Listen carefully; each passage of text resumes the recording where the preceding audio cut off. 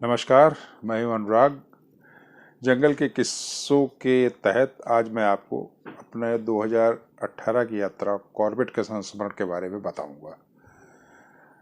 हम तीन दोस्त थे, मैं और मेरे दो दोस्त और अपूर्व भार्गव और मंसूर भाई जो मुरादाबाद से हैं।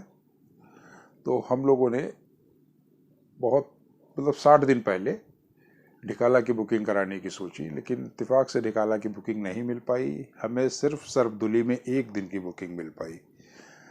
तो हम लोगों ने सोचा कि इतनी दूर जाएंगे लखनऊ से और सिर्फ एक दिन। फिर सोचा गया कि चलो एक दिन अगर अंदर अच्छी साइटिंग नहीं होती है किसी वजह से, तो फिर हम बिजरानी और झिरना में साइटिंग करते हुए तब वापस आएंगे। इस प्लानिंग के साथ हम लोग लखनऊ चारबाग से मुरादाबाद के लिए निकले। मुरादाबाद में हमको मंसूर भाई ने अपनी कार के साथ ज्वाइन करा। उनकी कार से हम लोग पहुँचे रामनगर। रामनगर में हम लोगों ने अपना खाने पीने का सामान सारा पैक कराया और जिप्सी में बैठ करके निकल लिए धनगढ़ी गेट की ओर। धनगढ़ी गेट पे एंट्री परमिट सब चेक करा करके हम लोग कॉर्बेट के अंदर दाखिल हुए।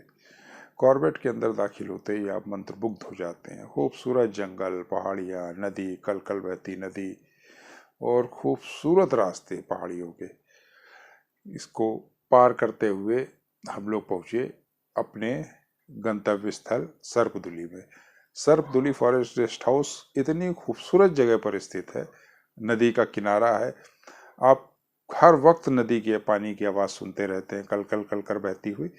और सारे जानवरों का मूवमेंट कैंपस के आसपास ही रहता है। जब भी आप बाहर निकलेंगे आपको स्पॉटेड डियर, बार्किंग डियर आसपास ही भागते हुए दिख जाएंगे। तो कुल मिला के बहुत खूबसूरत जगह है, स्टे के लिए बहुत बढ़िया जगह है। तो हम लोग करीब दोपहर में पहुँचे 11 बजे करीब, और तुरंत केयर टेकर ने आकर के हम लोग की एंट्री कराई वहाँ, और हमारे लिए गरम गरम खाना तैयार करा, दाल चावल और सब्जी। इसको खाने के बाद हम लोग सफारी के लिए निकले। तो सफारी के हम लोग सीधे ढिकाला पहुँचे। ढिकाला में हम लोग ग्रासलैंड में जा रहे थे, तो एक जगह करीब 15-20 जिप्सियाँ खड़ी हुई थी। हम लोगों ने भी अपनी जिप्सी वहीं पर लगा दी और जिप्सी वाले से बोला कि ज़्यादा इंतज़ार हमें नहीं करना है, यहाँ पर हमको मेरे यहाँ ढिकाला में हाथी देखने हैं। उसने कहा सर बस 5 मिनट रुक लेते हैं बस।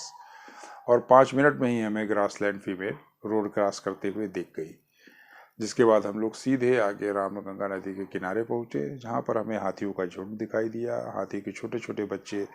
काफ़ी देर तक हम लोग वहीं रुके रहे, क्योंकि कॉर्बेट जाने का मेरा मुख्य उद्देश्य ही हाथियों को देखना होता है उनके अपने वातावरण में, तो जो कि बहुत ही मनोरम दृश्य होता है। तो हाथियों को देखते देखते शाम होने का वक्त होने लगा और हमें सर्पदुली तक आना था। तो हमारे ड्राइवर ने सीधे सर्पदुली के लिए गाड़ी मोड़ दी और हम लोग वापस कैंपस में आ गए।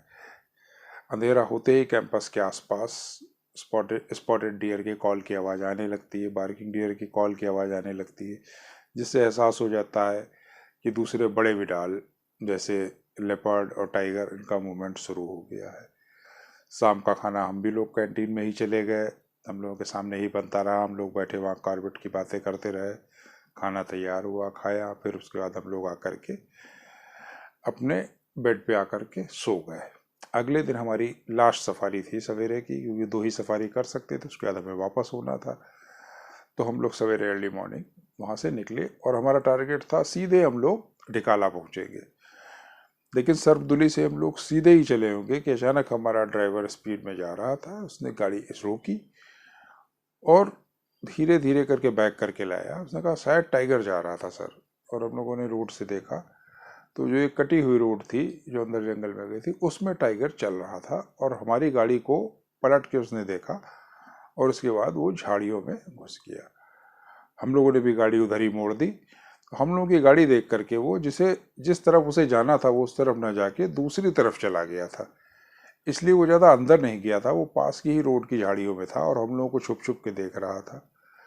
तो हमें दिखाई दे गया, तो हमारे ड्राइवर ने तुरंत यही बात कही कि सर इसको रोड के इस तरफ जाना है, इसलिए अंदर नहीं गया है और ये रोड क्रॉस करेगा, हम लोग थोड़ा सा आगे चल के गाड़ी रोक लेते हैं।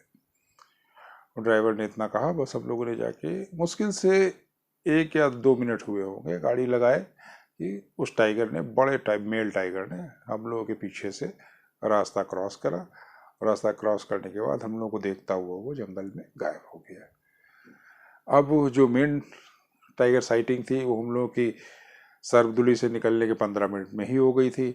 तो सारी ख्वाहिश पूरी हो चुकी थी, हाथियों की इतनी अच्छी साइटिंग हो गई थी उसकी, लेकिन फिर भी हम लोग निकाला गए और फिर से एक बार हाथियों की ज़बरदस्त साइटिंग हुई। पूरे ग्रासलैंड में हाथी टहल रहे थे। और उसके बाद हम लोग वापस आए सर्वदुली में, अपना सामान पैक करा। अब वापस चेकआउट होने का समय था, तो हम लोगों ने वहाँ से चेकआउट करके सीधे रामनगर आए। फिर बात हुई कि जब इतनी अच्छी साइटिंग हो गई है हाथी की, टाइगर की, टाइग्रेस की, तो और सफारी करना तो ठीक नहीं रहेगा और समय भी हम लोग के पास ज़्यादा नहीं था। तो हम लोग सीधे फिर मुरादाबाद के लिए चल दिए। मुरादाबाद में मंसूर भाई के घर आकर के एक बेहतरीन मंसूर भाई ने खाने पीने का अरेंजमेंट करा हुआ था, वो हम लोगों ने खाना खाया। तब तक हमारी टिकट बुक हो चुकी थी और हम लोग वापस लखनऊ के लिए उन यादों को सजाए हुए लखनऊ के लिए निकल पड़े।